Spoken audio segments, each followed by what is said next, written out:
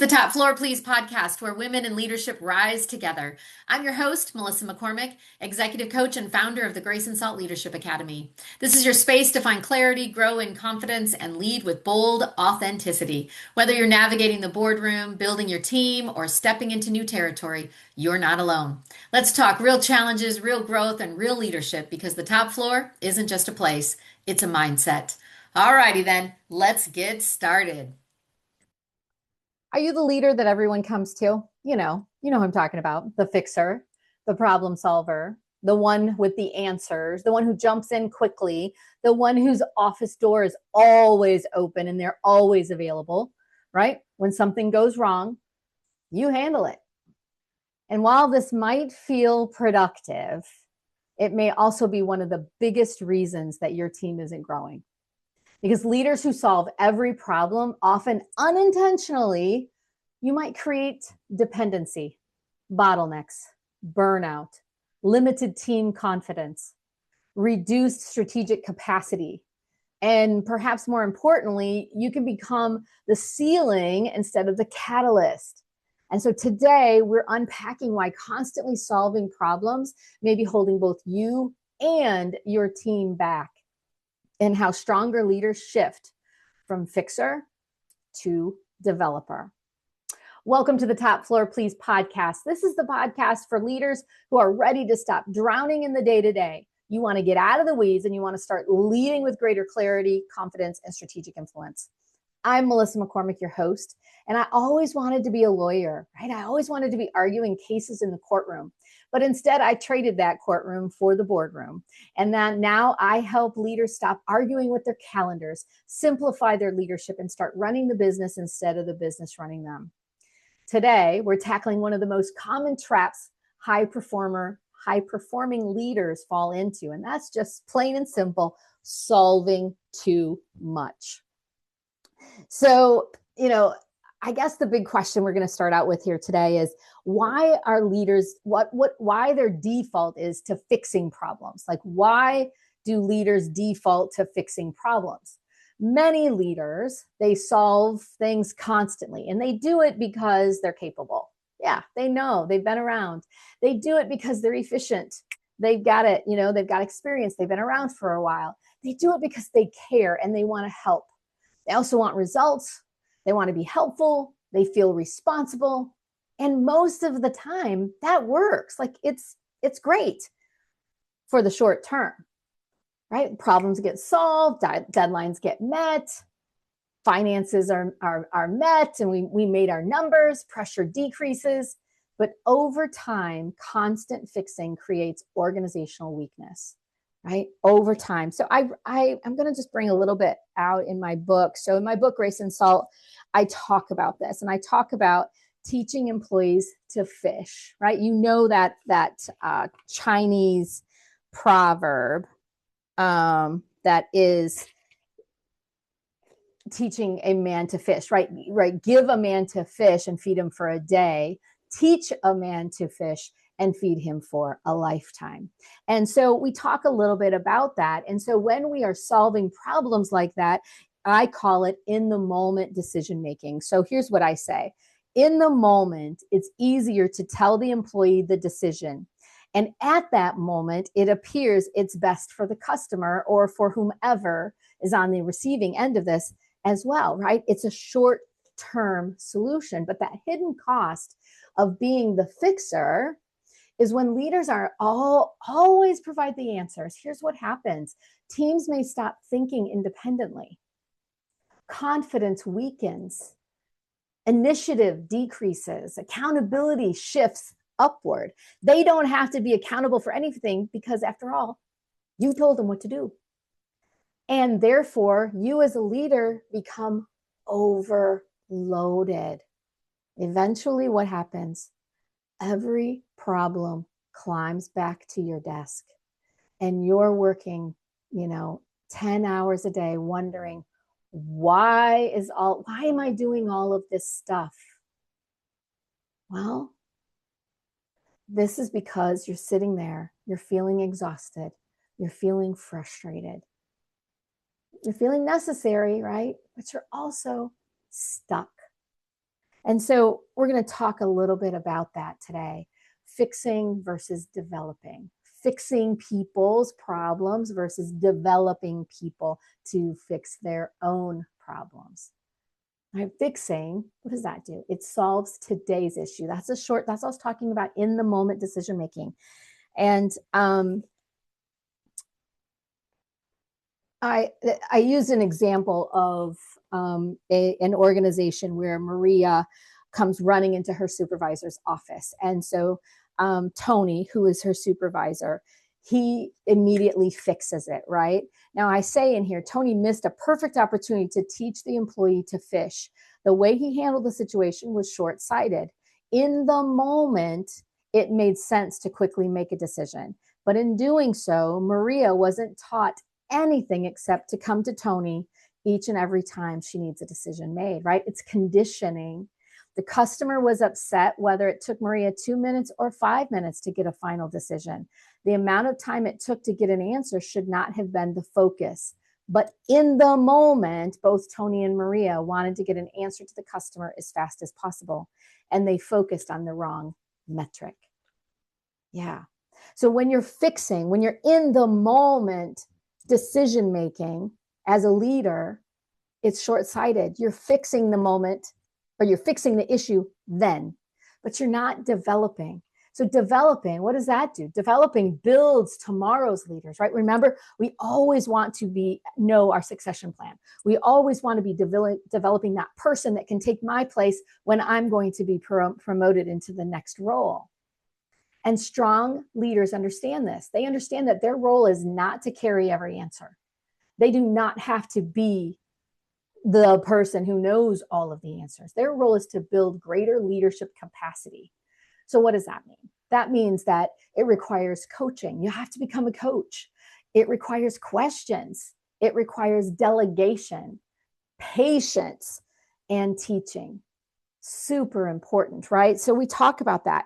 Here, the long-term solution. The best course of action would have been for Tony to work through the decision-making process with Maria at that time.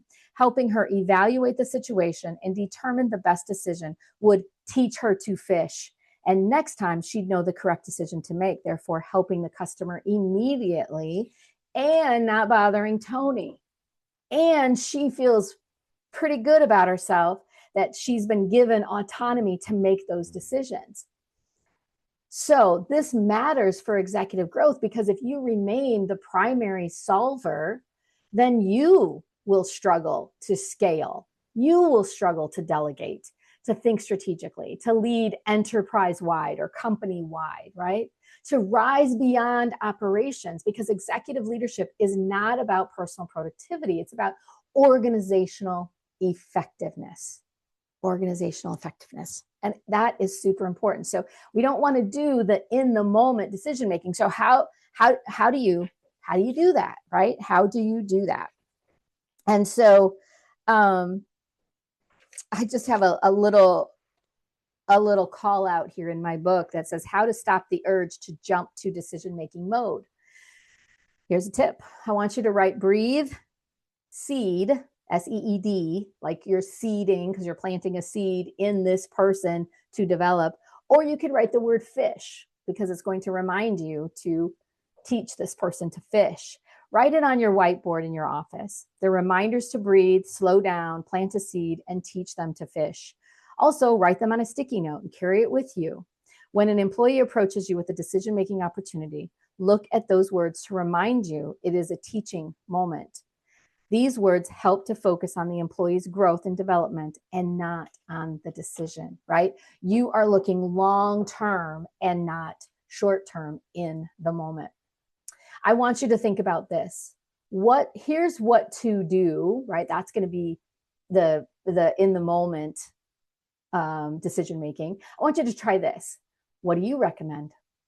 What options have you considered? What risks should we evaluate? How would you approach this? What support do you need?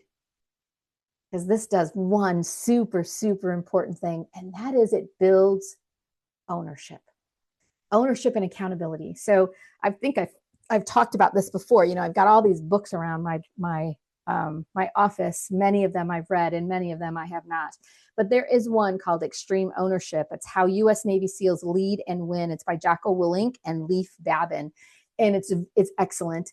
And it's so, so very true. And it's all about taking ownership for your decisions and accountability for your decisions. And that's what we should be coaching our teams to do, right? That's your job. Once you're in leadership, that's your job. Yes, you've got a lot of other things to do too, but it's also to be a coach. So you're developing leaders at all levels. And one of the hardest transitions to do in leadership is to move from being that high performer person to leadership multiplier. Developing those leaders at all levels. Solving is often comfortable, right? But multiplying leaders, that means you have to let go. That means you have to allow mistake. It's like that tough love. It's like raising a kid, quite honestly. You have to let your child fail so they can learn. It's about coaching through the discomfort, having those conversations that are awkward. It's about building confidence in other people. And this can absolutely feel slow, right? You're like, oh my gosh, this is taking so much time. We should be able to get through this by now. But it creates a long-term scalability. Because when leaders overfunction, that signals we've got a trust gap, we've got perfectionism. What do I mean by overfunctioning? I mean when they're doing more than they should be doing, like when they're not empowering their team. And then sometimes they can get the reputation of being a micromanager when really it's a trust issue, right? Over-functioning, overdoing, outside, like not staying in your leadership lane, but going over those guardrails, that can signal perfectionism. Identity attachment, like your identity is attached to that particular activity. Maybe you have a fear of failure, or you've got control issues. And that could all appear helpful, but quietly behind the scenes, it's undermining your team growth. And I think you know that. So I've just got some tips here to move beyond the constant problem solving. So to build a stronger team, here's what I want you to think about. I want you to think about delegating with clarity. And I know I am probably beating a dead horse on this, but I have a mini course that if you have a problem with delegation, or you want to know how to do delegation correctly because you've been delegated to before and it just hasn't felt right, go to my website, go to my resources page. There is a mini course there, and buy it. It will be well worth the money, I promise you. Number one, delegate with clarity. Number two, coach instead of rescue. Okay, those questions, I want you to stop right now, rewind, write those questions down. I want you to coach instead of rescue. The first thing that you can say, just one sentence, one question that you need to memorize is, what would you do? What do you think we should do? Just start there. Like write that on a sticky note. What do you think we should do? And that's going to start that conversation versus jumping into in the moment decision making. Number three, I want you to normalize thoughtful mistakes. Okay, which means what? That means that I want you to accept them. I want the culture to be like, you know what? In order for people to take a risk, they need to feel that there's a safety net. They need to feel that you, the boss, has their back. So if they did everything in their power and they really, really thought it was the right thing and it wasn't, talk through it. Any mistake, honestly, can be fixed. Will it cost some money? Sure. But the lesson in the long run is going to be far worth more than the money that it cost based on the mistake. I want you to strengthen decision-making and protect your strategic time. Make sure that you have that strategic time on your calendar, and it is a non-negotiable. Your ultimate goal is not to be needed for everything. It's to build a team capable of more without constant dependence, to be capable of more without you. That's it. So here's your three takeaways for today. One is constant fixing creates dependency. We talked about that. We talked about short-sightedness on in the moment decision making. Leadership requires development. And when you get to a certain level and you're used to being a high performer, sometimes you sit there and you look in the mirror and you go, what is my job? Like, what am I supposed to be doing? Because you're used to checking things off. Well, now your job is developing other people. Now your job is becoming the best darn leadership coach that the company has, right? The second key takeaway: strong leaders build problem solvers. Coaching, we talked about that. Coaching, it creates that scalability. And third is stop solving every problem. Your next level requires greater strategic capacity. So you have to stop solving every problem today. Ask that one question when your employee calls you or emails you, or even a volunteer. If you're volunteering, like I'm very, very much involved in Rotary. And if there's a volunteer that calls me and says, what do I do here? My first question should be, what do you think we should do? Instead of continually being the answer person. All right. So before we wrap up, I want you to take one idea from today's episode and I want you to ask yourself this question: where might my constant problem solving be limiting my team's growth or my own? Like, where am I doing this? Where am I constantly showing up like this? Leadership only changes when behavior changes. And your next level may not require solving more, but it will require coaching better, delegating more intentionally, building stronger leaders, creating greater capacity. I work with leaders who are buried in the day to day. I help them simplify things, get out of the weeds, and start running the business instead of the business running them. And if that sounds like you, if you would like my help, because I can help you with it, I can help you with delegation, I can help you get out of the weeds, I can help you empower your employees, I can help you work through why it is that you feel necessary to do all the things. If you want to learn more about working with me, go to graceandsaltleadership.com. You'll find some information there. Now, if this episode was helpful, I want you to share it with another leader who may need this reminder. Be sure to follow or subscribe so you don't miss the next episode. All right, everyone. Thank you so much for joining me today, and keep leading forward. Thanks so much for hanging out on the top floor. If today's episode gave you something to think about or a little boost, share it with your friends to keep the momentum going. And hey, if you're ready to rise, find your voice, and lead with clarity and confidence, we'd love to connect with you. Reach out at graceandsaltleadership.com to learn how Grace and Salt can support your growth.